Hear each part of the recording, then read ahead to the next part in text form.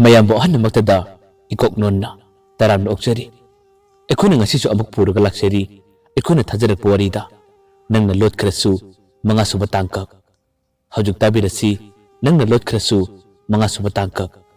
ꯊꯣꯏꯕꯅ ꯏꯀꯥꯏ ꯏꯀꯥꯏꯅ ꯃꯍꯥꯛꯀꯤ ꯃꯃꯥꯟꯅꯕ ꯂꯣꯌꯨꯝꯗ ꯃꯈꯣꯏꯒꯤ ꯂꯩꯀꯥꯏꯒꯤ ꯕꯦꯝꯕꯦꯝꯗꯣ ꯃꯇꯦꯡ ꯈꯔ ꯄꯥꯡꯕꯤꯌꯨ ꯍꯥꯏꯗꯨꯅ ꯍꯥꯏꯖꯕꯅꯤ ꯑꯗꯨꯕꯨ ꯂꯣꯌꯨꯝꯕꯗꯤ ꯌꯥꯝꯅ ꯂꯥꯏꯅ ꯑꯩ ꯃꯇꯦꯡ ꯄꯥꯡꯕ ꯉꯝꯂꯣꯏ ꯍꯣꯠꯅꯒꯦ ꯍꯥꯏꯔꯕꯁꯨ ꯅꯁꯥ ꯅꯇꯣꯝꯇ ꯌꯥꯅꯕ ꯍꯣꯠꯅꯖꯧ ꯍꯥꯏꯔꯛꯄꯗꯒꯤ ꯊꯣꯏꯕ ꯇꯁꯦꯡꯅꯃꯛ ꯏꯀꯥꯏꯔꯝꯃꯤ ꯑꯗꯨꯒ ꯃꯍꯥꯛ ꯇꯁꯦꯡꯅꯃꯛ ꯅꯨꯡꯁꯨ ꯅꯨꯡꯉꯥꯏꯔꯝꯗꯦ ꯅꯨꯃꯤꯠꯇꯨꯗ ꯊꯣꯏꯕ ꯀꯔꯤꯃꯠꯇ ꯍꯥꯏꯈꯤꯗꯦ ꯃꯍꯥꯛ ꯋꯥꯈꯜ ꯅꯨꯡꯉꯥꯏꯇ ꯃꯌꯨꯝꯗ ꯍꯜꯂꯛꯈꯤ ꯅꯨꯃꯤꯠꯇꯨꯒꯤ ꯃꯇꯨꯡꯗꯒꯤ ꯃꯍꯥꯛꯀ ꯂꯣꯏꯕꯒꯁꯨ ꯌꯥꯝꯅ ꯇꯣꯏꯅ ꯄꯨꯟꯈꯤꯗ꯭ꯔꯦ ꯂꯣꯏꯅꯈꯤꯗ꯭ꯔꯦ ꯊꯣꯏꯕꯒꯤ ꯋꯥꯈꯜꯗ ꯑꯗꯨꯝ ꯈꯜꯂꯦ ꯃꯤ ꯍꯥꯏꯕꯁꯦ ꯐꯅ ꯈꯜꯂꯨꯕ ꯌꯥꯕ ꯅꯠꯇꯦ ꯑꯩꯅ ꯃꯥꯒꯤꯗꯃꯛ ꯃꯇꯝ ꯑꯃꯗ ꯃꯇꯦꯡ ꯀꯌꯥ ꯑꯃ ꯄꯥꯡꯈꯤ ꯑꯗꯨꯕꯨ ꯃꯥꯅ ꯑꯩꯒꯤꯗꯃꯛꯇꯗꯤ ꯀꯔꯤꯃꯠꯇ ꯃꯇꯦꯡ ꯄꯥꯡꯗꯦ ꯑꯩꯅ ꯍꯥꯏꯖꯕ ꯋꯥ ꯐꯥꯎꯕ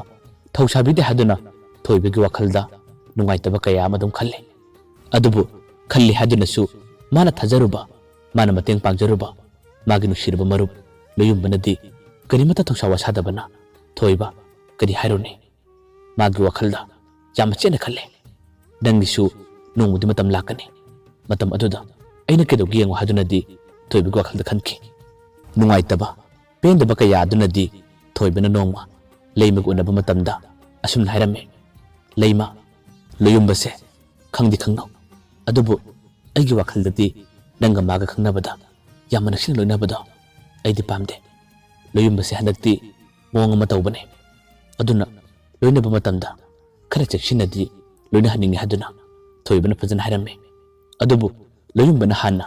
ꯂꯩꯃꯗ ꯋꯥꯃꯥꯡ ꯌꯥꯟꯈꯤꯕꯅ ꯊꯣꯏꯕꯅ ꯑꯗꯨꯝꯅ ꯂꯩꯃꯗ ꯋꯥ ꯀꯌా ꯑꯃ ꯍꯥꯏꯔꯕꯁꯨ ꯂꯩꯃꯅ ꯊꯣꯏꯗꯣꯛꯅ ꯊꯧꯁꯥꯔꯝꯗꯦ ꯑꯗꯨꯒ ꯃꯍꯥꯛꯅ ꯊꯣꯏꯕꯗ ꯑꯁꯨꯝ ꯍꯥꯏꯔꯝꯃꯤ ꯇꯥꯊꯣꯏꯕ ꯇꯥꯃꯣ ꯂꯣꯌꯨꯝꯕꯁꯦ ꯅꯪꯅ ꯃꯇꯦꯡ ꯄꯥꯡꯕꯤꯕꯅꯤ ꯅꯪꯅ ꯄꯥꯎ ꯄꯨꯕꯤꯗꯨꯅ ꯃꯥꯒ ꯑꯩꯒ ꯈꯪꯅꯧ ꯅꯨꯡꯁꯤꯅꯧ ꯍꯥꯏꯗꯨꯅ ꯅꯪꯅ ꯄꯥꯎ ꯆꯦꯕꯤꯕꯅꯤ ꯑꯗꯨꯒ ꯀꯔꯤꯒꯤꯅꯣ ꯉꯁꯤꯅ ꯑꯃꯨꯛ ꯑꯩꯒ ꯃꯥꯒ ꯈꯪꯅꯔꯕ ꯂꯣꯏꯅꯔꯕ ꯃꯇꯝ ꯑꯁꯤꯗ ꯅꯪꯅ ꯑꯗꯨꯝꯅ ꯍꯥꯏꯔꯤꯕ ꯇꯥꯃꯣ ꯂꯣꯌꯨꯝꯕꯁꯦ ꯍꯥꯟꯅ ꯀꯅꯥꯅꯣ ꯀꯔꯤꯅꯣ ꯍꯥꯏꯕ ꯅꯪ ꯐꯖꯅ ꯈꯪꯗꯕ꯭ꯔꯥ ꯊꯣꯏꯕꯅ ꯑꯃꯨꯛ ꯇꯞꯅ ꯈꯨꯝꯃꯦ ꯈꯪꯉꯦ ꯑꯩꯒ ꯃꯥꯒ ꯂꯣꯏꯅꯔꯛꯄꯁꯨ ꯃꯇꯝ ꯌꯥꯝꯅ ꯀꯨꯏꯔꯦ ꯑꯗꯨꯕꯨ ꯃꯇꯝꯒꯤ ꯃꯇꯨꯡ ꯏꯟꯅ ꯃꯤ ꯍꯥꯏꯕꯁꯦ ꯋꯥꯈꯜ ꯍꯣꯡꯉꯦ ꯍꯥꯏꯕꯗꯨꯅꯤ ꯃꯍꯥꯛ ꯃꯍꯧꯁꯥꯒꯤ ꯂꯣꯌꯨꯝꯕꯗꯣ ꯑꯣꯏꯗ꯭ꯔꯕꯅꯤ ꯅꯪꯒ ꯃꯥꯒꯁꯦ ꯌꯦꯛꯁꯨ ꯊꯣꯛꯏ ꯑꯗꯨꯒ ꯃꯥ ꯍꯧꯖꯤꯛ ꯃꯈꯣꯏꯒꯤ ꯂꯩꯀꯥꯏꯒꯤ ꯅꯨꯄꯤꯗꯣ ꯇꯣꯛꯄ ꯅꯠꯇꯦ ꯑꯩꯅ ꯍꯥꯏꯔꯤꯕꯁꯦ ꯅꯪꯉꯣꯟꯗ ꯊꯤꯡꯒꯥꯏꯕ ꯅꯪꯉꯣꯟꯗ ꯋꯥꯀꯥꯏ ꯇꯧꯕꯗꯤ ꯅꯠꯇꯦ ꯅꯪꯕꯨ ꯆꯦꯛꯁꯤꯜꯂꯨ ꯈꯔ ꯈꯪꯉꯨ ꯍꯥꯏꯕꯅꯤ ꯂꯩꯃꯅ ꯑꯃꯨꯛ ꯇꯞꯅ ꯈꯨꯝꯃꯦ ꯑꯩꯁꯨ ꯈꯪꯉꯦ ꯃꯥꯒ ꯑꯩꯒ ꯌꯦꯛꯊꯣꯛꯒꯦ ꯍꯥꯏꯕꯁꯦ ꯑꯩꯈꯣꯏ ꯏꯃꯥꯅ ꯍꯥꯏꯕꯗꯒꯤ ꯑꯩ ꯂꯣꯏꯅ ꯈꯪꯂꯦ ꯑꯩꯒ ꯃꯥꯒꯁꯨ ꯋꯥꯔꯤ ꯁꯥꯟꯅꯔꯦ ꯐꯔꯦ ꯅꯪꯅ ꯑꯗꯨꯝꯅ ꯍꯥꯏꯔꯕꯅꯤꯅ ꯑꯩ ꯃꯥꯒꯤ ꯃꯔꯝꯗ ꯈꯔ ꯊꯤꯒꯠꯂꯒꯦ ꯑꯗꯣ ꯅꯪꯒ ꯇꯥꯃꯣ ꯂꯣꯌꯨꯝꯕꯒꯗꯤ ꯁꯥꯎꯅꯕ ꯈꯟꯅꯕꯗꯤ ꯇꯧꯗꯦꯀꯣ ꯊꯣꯏꯕꯅ ꯈꯨꯝꯃꯦ ꯁꯥꯎꯅꯗꯦ ꯇꯧꯕꯇꯕꯨ ꯂꯣꯌꯨꯝꯕꯁꯦ ꯃꯤ ꯃꯁꯛ ꯈꯪꯗꯕ ꯃꯤꯅꯤ ꯑꯗꯣ ꯃꯥꯅ ꯅꯪꯉꯣꯟꯗ ꯑꯩꯒ ꯁꯥꯎꯅꯩ ꯍꯥꯏꯔꯛꯄ꯭ꯔꯥ ꯂꯩꯃꯅ ꯈꯨꯝꯃꯦ ꯑꯗꯨꯕꯨꯗꯤ ꯍꯥꯏꯗꯦ ꯑꯗꯣ ꯑꯩ ꯑꯁꯦꯡꯕꯗꯨꯗꯤ ꯍꯥꯏꯒꯦ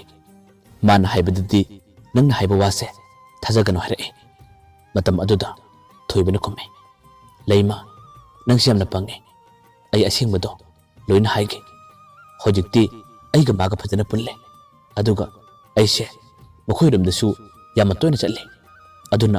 ꯃꯥꯒꯤ ꯃꯔꯝꯗ ꯑꯩꯅ ꯂꯣꯏꯅ ꯈꯪꯉꯦ ꯑꯁꯨꯝꯅ ꯃꯥꯒꯤ ꯑꯔꯣꯟ ꯑꯊꯨꯞ ꯀꯌꯥ ꯑꯃ ꯑꯩꯅ ꯈꯪꯕꯗꯒꯤ ꯃꯍꯥꯛ ꯑꯩꯉꯣꯟꯗ ꯌꯥꯝꯅ ꯄꯥꯈꯠꯄꯅꯦ ꯆꯤꯡꯅꯕꯅꯦ ꯃꯁꯤꯅ ꯃꯔꯝ ꯑꯣꯏꯔꯒ ꯅꯪꯉꯣꯟꯗ ꯑꯩꯒ ꯄꯨꯟꯒꯅꯨ ꯍꯥꯏꯕꯅꯦ ꯍꯣꯏ ꯂꯣꯌꯨꯝꯕꯗꯤ ꯅꯪꯒꯤ ꯅꯨꯡꯁꯤꯅꯕ ꯅꯨꯄꯥꯅꯦ ꯑꯗꯨꯅ ꯅꯪꯒꯤ ꯅꯨꯡꯁꯤꯅꯕ ꯅꯨꯄꯥ ꯑꯃꯅ ꯑꯗꯨꯝꯅ ꯍꯥꯏꯔꯕꯅꯤꯅ ꯅꯪꯁꯨ ꯑꯗꯨꯝ ꯏꯟꯕ ꯇꯥꯕꯅꯦ ꯅꯠꯇ꯭ꯔꯥꯅꯦ ꯂꯩꯃꯅ ꯈꯨꯝꯃꯦ ꯑꯗꯨꯗꯤ ꯍꯥꯏꯒꯅꯨ ꯑꯩꯒ ꯃꯥꯒ ꯍꯧꯖꯤꯛ ꯌꯨꯝ ꯄꯥꯜꯂꯒ ꯂꯩꯕ ꯅꯠꯇꯦ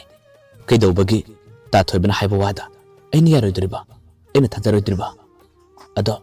ꯇꯁꯦꯡꯅꯃꯛ ꯆꯨꯝꯕ꯭ꯔꯥ ꯇꯥꯃꯣ ꯂꯣꯌꯨꯝꯕꯁꯦ ꯃꯥꯒꯤ ꯑꯔꯣꯟꯕ ꯀꯔꯤ ꯀꯔꯤ ꯇꯧꯒꯦꯕ ꯊꯣꯏꯕꯁꯨ ꯍꯧꯖꯤꯛꯇꯤ ꯂꯩꯃꯁꯦ ꯃꯥꯒꯤ ꯂꯩꯀꯥꯏꯒꯤ ꯃꯆꯟꯅꯨꯄꯤ ꯑꯣꯏꯕꯅꯤꯅ ꯂꯣꯌꯨꯝꯕꯒꯤ ꯃꯔꯝꯗ ꯃꯥꯅ ꯂꯣꯏꯅ ꯍꯥꯏꯔꯝꯃꯦ ꯑꯃꯗꯤ ꯇꯥꯛꯂꯝꯃꯦ ꯂꯣꯌꯨꯝꯕ ꯀꯅꯥꯅꯣ ꯀꯔꯤꯅꯣ ꯑꯃꯗꯤ ꯂꯣꯌꯨꯝꯕꯒ ꯂꯣꯏꯅꯕ ꯃꯇꯝꯗ ꯈꯔ ꯆꯦꯛꯁꯤꯟꯅ ꯂꯣꯏꯅꯧ ꯍꯥꯏꯗꯨꯅ ꯄꯥꯎꯇꯥꯛ ꯀꯌꯥ ꯑꯃ ꯄꯤꯔꯦ ꯃꯇꯧ ꯑꯁꯨꯝꯅ ꯂꯩꯃꯒ ꯊꯣꯏꯕꯒ ꯋꯥꯔꯤ ꯀꯌꯥ ꯑꯃ ꯁꯥꯔꯤꯉꯩ ꯉꯥꯏꯍꯥꯛꯇꯪ ꯂꯩꯔꯒꯗꯤ ꯂꯩꯃꯒꯤ ꯃꯃꯥꯁꯨ ꯃꯈꯣꯏ ꯑꯅꯤꯒꯤ ꯃꯅꯥꯛ ꯇꯝꯅ ꯆꯪꯂꯛꯏ ꯑꯗꯨꯒ ꯊꯣꯏꯕꯗ ꯃꯍꯥꯛꯅ ꯋꯥ ꯀꯌꯥ ꯑꯃ ꯍꯥꯏꯔꯦ Thoiba ngaiko ai ngasi de nangwanda wa khara haige adumna hairakpadadi Thoiba karimata khumba ngamde tuminna adum lerame mamaduna makha tare leimase nangidi lekagi nachanupini nakhoi anina hojik wari saribado loyumgi wari natra wahaido hairakpada Thoiba made leima karimata khumde amana amabu yamna munna yengne mamana adum haire loyumbase ekhoiga yekthunai aduna ichanupi leimana nangonda loyumbagi baramda wa kaya mahanglabasu dang mateng pangano aina hairibase nangi phanabane karigumba nangi mamana khangkhiba tarabadi khudong charoi aina su ichanupi da nganglabane chairabane hoi loyumbaga maga khangnabada aina sawba leite adubu yekthunaba nupadadi imana lehanba habado pamde nang aina hairibase lana khangano aduga loyumbana nakhoida toina lakpado lakano hayo ibema chalasila asumna hairaga mamana masanupi leimabu pugatawi Thoibasu karimata khumba ngamde aduga leimana mamada hairame ima ta Thoibaga aigadi jamachamna wari sanabane imana lana khalibado khangano ta Thoibase gairani adumna hairakpada mamana komme ibema ima loina khange nakhoina engwanda phanakana lotlabasu phanakana haidoktrabasu nakhoina kari khalle kari tawri haiba ai loina khange ngasi aina hairibase nangi tumbi phanabane lao chasi asumna hairaga masanupi leimabu hojikti mamaduna puraga chakre Thoibasu wamata hayaude mahaksu adum mayumda lakhe nimitugi matungda lona leima amadi loyumba wari sanai pawphonai mamana phanakana nganglabasu chairabasu bahak loyumbagi wakhal kawba ngamde makhoi anidi adum khangnari nuksinari leimagi machesu manaw nupigi awaba magi tingma kaiba matawado adum khange mache amana manaw nupibu karigi nuksiroi mahakna sulona leimada wari kayam sarame maceduna haire leima nangina tawse yengba nungaite mamana hairibado achumma ngaktani yekthunadaba oirabadi khara phabane adubu yekthunaba nupadadi nang legi khangano hayeng kariguba kanda nangi makha taba punsida awaba khodong thiba kaya ama sodana thenagani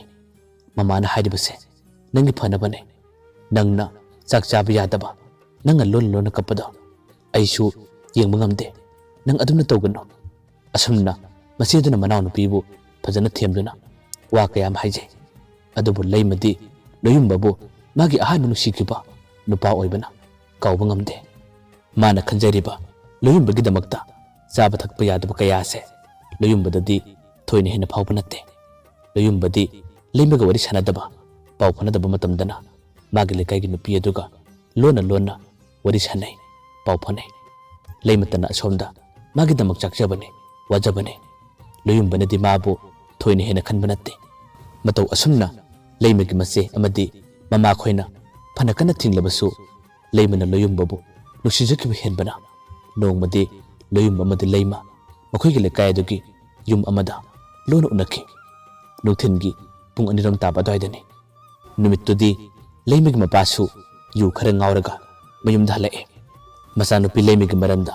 loyumbaga maga khangnai haibase paw khara tarabane yum hek yobaga masanupi leimasu leiramde matam aduda mapaduna hange leima kadai chakhi mamadudi tasengnamak leimana thokibada khangba natte macedudi kharadi khange mamaduna khumme hojuata lerambane kedorage wahaidu tabada mapaduna khumme nachanupi leimase lam khare hele masigi angangase phurga phagadabane asumna hairamlaga mapadudi paraparap thokhi mamadusu karino haiba khangdabana mapagi tum inaduna adum lae aduga magi nupada hange kedorage nachanupi leimana kedorage mapadudi wamata ngangde aduga sangoitamna changkhraga sawraba chai ma pairaga thongalama thokhi mamaduna phatununga thokpa tare haduna mapagi tum inakhi adubu phanakana khamlabasu mapadudi yaba kobla leitre mapaduna sawriba amadi mapaduna chai pairaga tholibada khara chingnabagini mina sumangonda paw khara harakpagani asumna hairaga leima madi loyumbana unariba yum adu tamna parap changki kanana haibadagi khanglibano khangde asumna changkhraga mokhui ani phaminge matam adudani leimada chawraba chayaduna yamna kanna kalame leimadi mapaduna adumna khangjing chalakpada pakhat poi ki boy masa thakta nikre chayduna mangonda amur anira kalakpadadi mahakti yamna kanna kaadu thadorom laka senkre aduga loyumbadi kaaduda adum lehori leimana senkibadagi mamaduga thingnare mamana leimabu purga chakre aduga imung aduda leimig mapana loyumbada amuk khutta bhorake loyumbasu ahanbadadi ikai boy kari boy wamat ngangde tuminna adum lotharaga lerame adubu yu ngawbanina leimig mapaduna loyumbada hanjin paidba chayaduna kalakpa amadi magi maida phawba kupanga tharakpadagi loyumbu hojukti chaina khamangam dabana leimig mapada mahaksu khulhalame asumna hojukti mokhui ani khana chaina bahaibado imung adu thokki nihaktang leregadi yum adugi mi chalaktuna mokhui ani khapki loyumbasu phanayamna soe aduga leimig mapasu kharadi soe madi yamna sokpanatte loyumbagi oithang mil adusu leimig mapana khara kana takibaduna pangmusu ngamdre aduga mipara aduda isu khara taibani khanabadu khamdola phawbada leimig mapaduna loyumbada khon thiri aduga athiba wa kayam haduna loyumbada chairi yu ngawi haibadi loyumbasu khange adubu manaba tanbadagi mahak karimata khumkidre leimig mapado hojikti mayumda lakle yum yoraba kanda masanupi leimabu amukka sasan phubadawna kana phuramme mama amadi machena phana khamdokpane adubu khamdokpagi pangal lekidre asumna numit adudi leima chaina kya makhangke aduga asomda su amuk leyumba jumda halakum matamda mahak leimig mapaga khanaki saunaki haiba kanada su haidokte taktokte masa matomta adum chaina khangjarame yumgi misina khangkini makhoina khangkiba tarabadi kari oigni hadana pakatcha baka yadana mahak ispe amalirame aduga karimata khangadaba makai adu ublaglirame numinini sure adumna mahagna mayumda khanglaktaba adubu oithangombil adudi chikpuna loirabane pangmusu ngamdre mathangi humni suba numitta chaina kayaduna khabangamdabdagi layumba mokhoigi lekaigi mamanaba amaga yamalona doctor chalame aduga magi mil ada phajana yengthoklai doctor dagi halakko matamda layumbagi mamadasu masanapagi mitta soklibado ure yamna pakhanna kariguna haduna hange matam aduda layumbana phajana khumme tubadagi sokpane yamna kana sokpana te haduna di wathaido e numitugi numidang aduda yamna thinglaba kanda pung 10 makhai adoidani leimana layumbada phone tore e loyumbasu sauning manungai tabaka yaduna leimada ngange saigi haduna khallibane matam aduda leimana phone lektorapaga loyumbana mabu yamna thina serame